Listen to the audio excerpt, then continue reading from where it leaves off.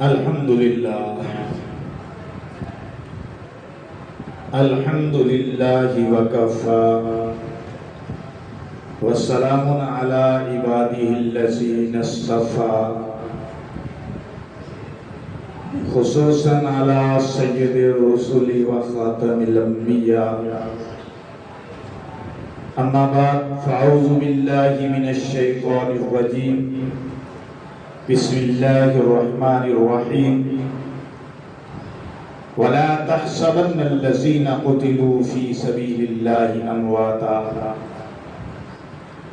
وقال النبي صلی اللہ علیہ وسلم سیدہ شباب اہل الجنت الحسن والحسین۔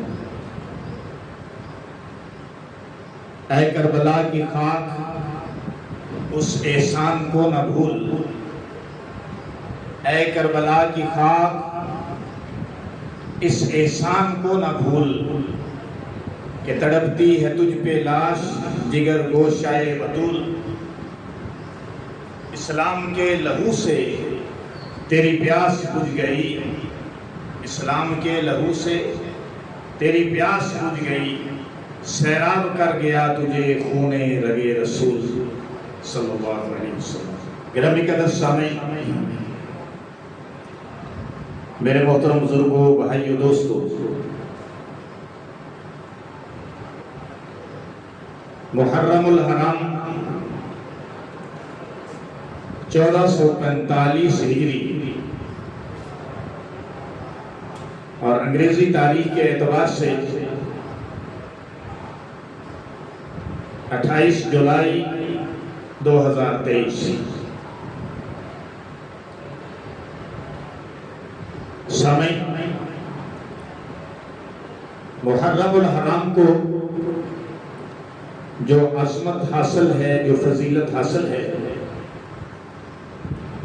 وہ کسی سے ڈھکی چھپی نہیں۔ شروع ہی سے 4 محترم مہینوں میں اس مہینے کا شمار ہوتا ہے، لیکن اس مہینے کے اندر جب 61 ہجری کو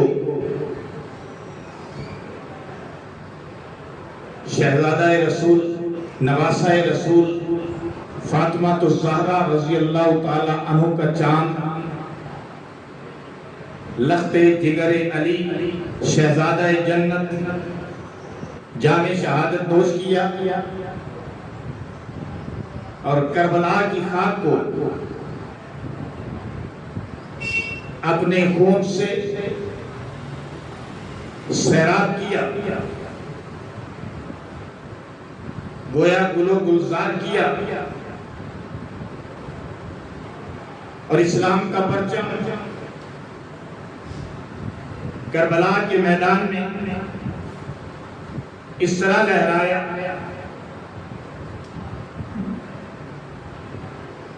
کہ یزید کا وہ ستم رہا نہ، زیاد کی وہ جفا رہی، رہا تو نام حسین جسے زندہ رکھتی ہے کربلا۔ اے کربلا کی خاک اس احسان کو نہ بھول کہ تڑپتی ہے تجھ پہ لاشیں جگر گوشائے بطول۔ بطول کے جگر گوشوں کی لاشیں میدان کربلا میں یوں تڑپی کہ گل و گلزار بنا کر۔ سامعین، موضوع بڑی اہمیت کا حامل ہے اور اس سے ہمیں سیکھنے کی ضرورت ہے کہ امام حسین رضی اللہ تعالیٰ عنہ یزیدی فوجوں کے سامنے سرنڈر نہیں کیا، ہتھیار نہیں ڈالے، اپنے موقف پر ڈٹے رہے اور ہمیں یہ بتلا گئے، یہ سکھا گئے کہ دیکھو قیامت تک کبھی بھی یزیدیت کے سامنے تم نے سر نگو نہیں ہوئی۔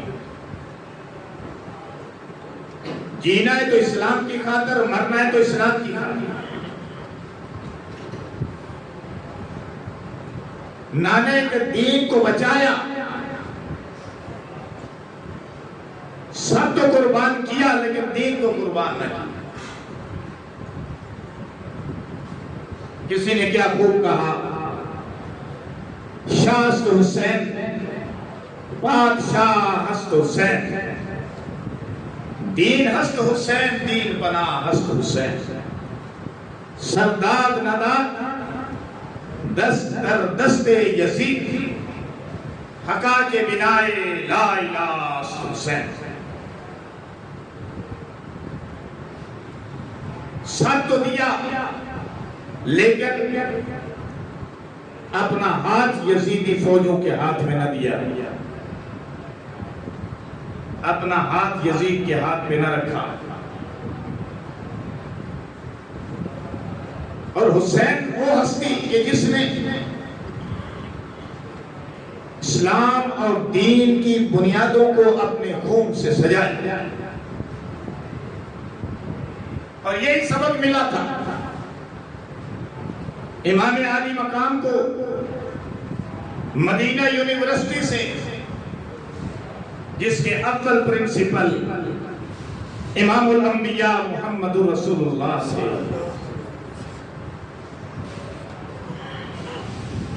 کا سر دینا اسلام والوں کی روایت ہے۔ ہزاروں صحابہ کرام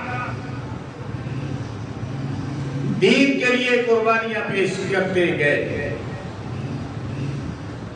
اور یہ سلسلہ امام حسین پر آ کر ختم نہیں ہوا۔ یہ میں مانتا ہوں کہ امام حسین کی میدان کربلا کے اندر قربانی بہت بڑی قربانی ہے، لیکن یہ سلسلہ وہاں ختم نہیں ہوا، یہ سلسلہ چلتا رہا، اور قربانیوں کا یہ سلسلہ آج تک جاری ہے۔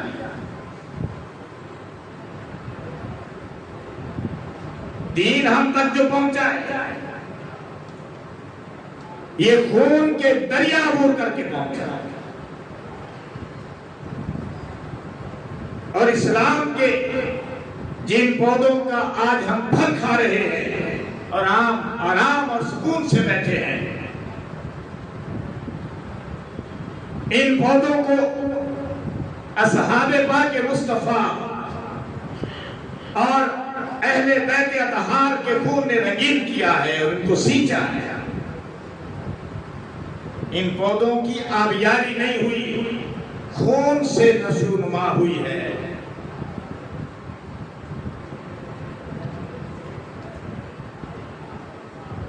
پاک پیغمبر محمد عربی صلی اللہ علیہ وسلم امام الانبیاء حسن و حسین کو بہت پیار کرتا تھا کہ صحابہ کرام دیکھتے تھے تو حیران ہوتے تھے، اور اصحاب پاک مصطفیٰ نے بھی حسنین کریمین سے اسی طرح محبت کا مظاہرہ کیا کہ جس طرح حق تھا۔ ایک مرتبہ حضرت عمر رضی اللہ تعالیٰ شہید کربلا سے ملے اور فرمانے لگے کہ حسین کبھی ہمارے پاس بھی آ جائے کرو۔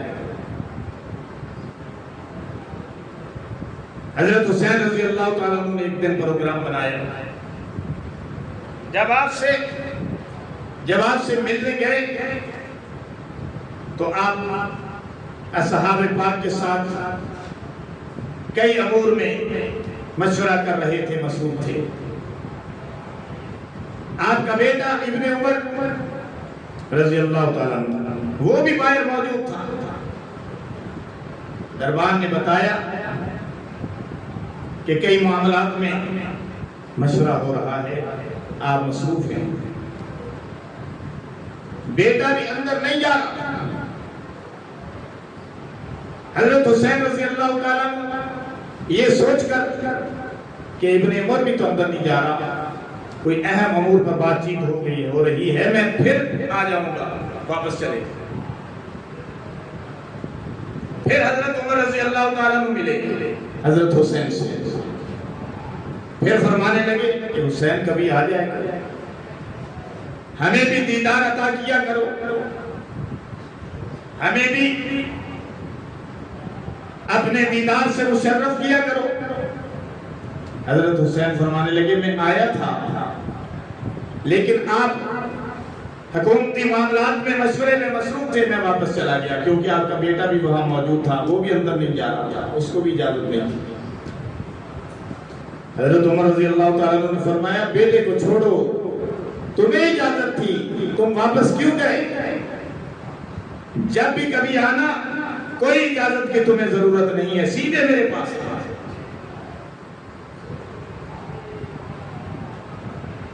اصحاب پاک مصطفیٰ اہل بیت اطہار سے بڑا پیار کرتے تھے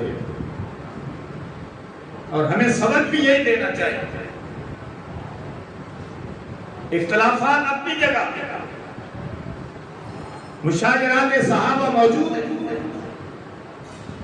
ہمارے ایمان کا تقاضا ہے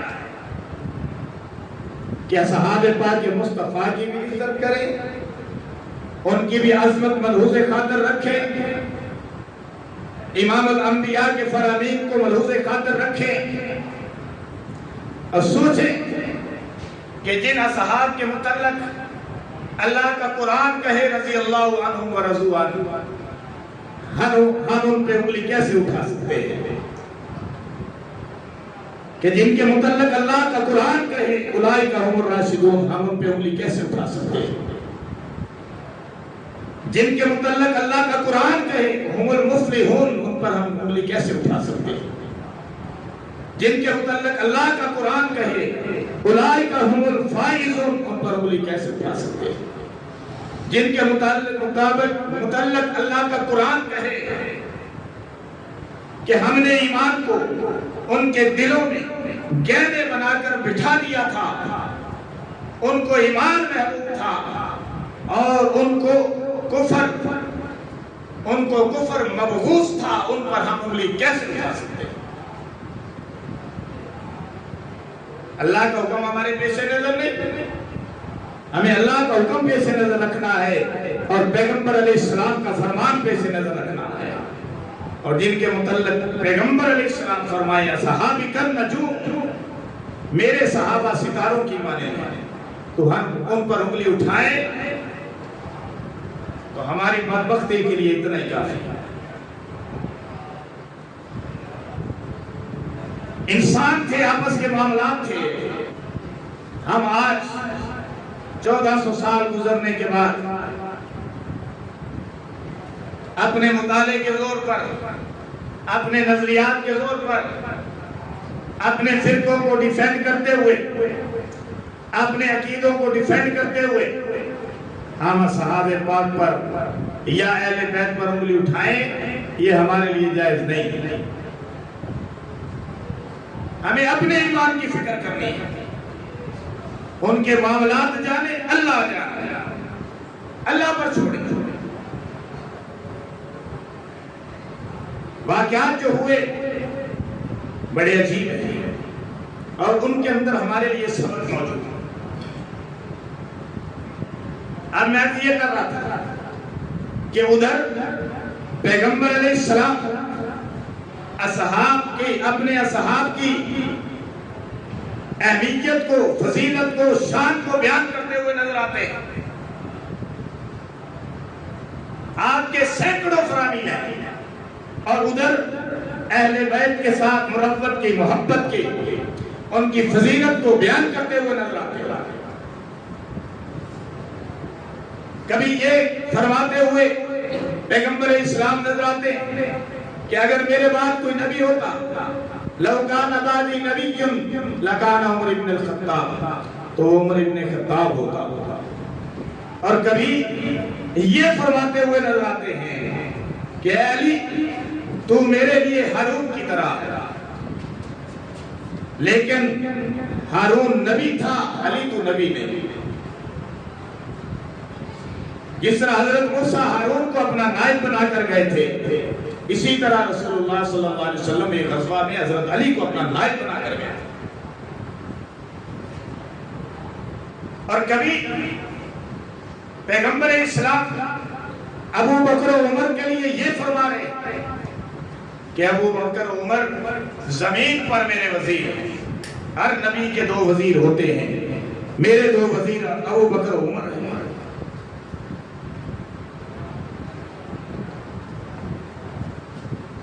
تو پیغمبر علیہ السلام نے اپنے اصحاب کو بھی، اہل بیت اطہار کو بھی جو سرٹیفکیٹ دے دیے وہ ان کا درہ امتیاز ہے، اور ہمارے لیے اس کے اندر سبق ہے، سمجھنے کی بات ہے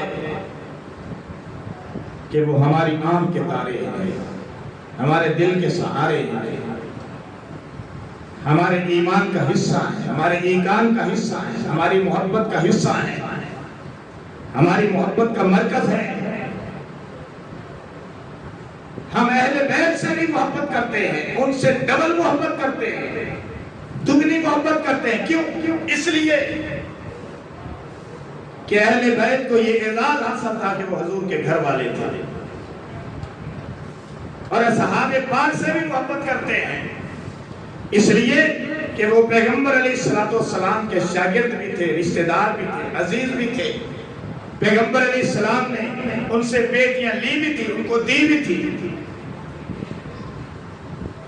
ابو بکر کی بیٹی پیغمبر کے گھر میں، عمر کی بیٹی پیغمبر کے گھر میں، حضور کی ایک بیٹی علی المرتضیٰ کے گھر میں، حضور کی 2 بیٹیاں عثمان غنی کے گھر میں، یہ کے بات دیگر۔ اب کیا کرو گے؟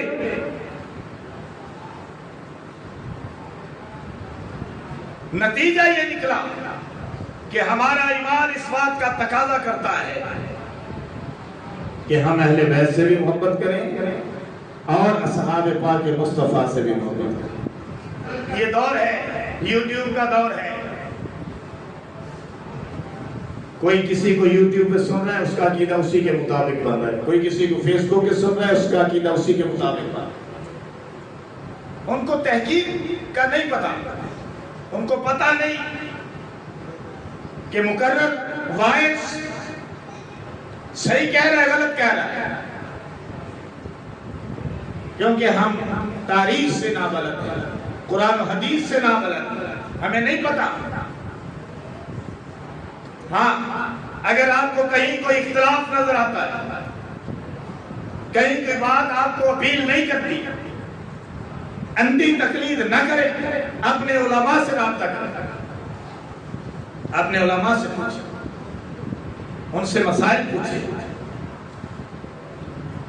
اگر آپ کو کسی جگہ پہ پنچ کرتی ہے کوئی بات، تحقیق کریں، تحقیق کے بغیر نہ چلیں ورنہ گمراہی مقرر ہو جائے گی، یہ میں آپ کو کہہ رہا ہوں۔ کیونکہ پہلے جو لوگ گمراہی میں جاتے تھے، جو اسلام کی مین شاہراہ سے بھٹک جاتے تھے، وہ کہیں ایک علاقے میں بیٹھے چھپے ہوئے ہیں، وہ اپنے ارد گرد کے چند لوگوں کو گمراہ کر رہے ہیں، لیکن اب وہ معاملہ نہیں ہے۔ اب وہ یوٹیوب کے ذریعے، اب وہ فیس بک کے ذریعے اور دیگر انٹرنیٹ کی ذرائع کے ذریعے وہ گھر گھر پہنچ گئے ہیں، اور آپ نوجوانوں کو نہیں پتا کہ وہ کیا محنت ہے۔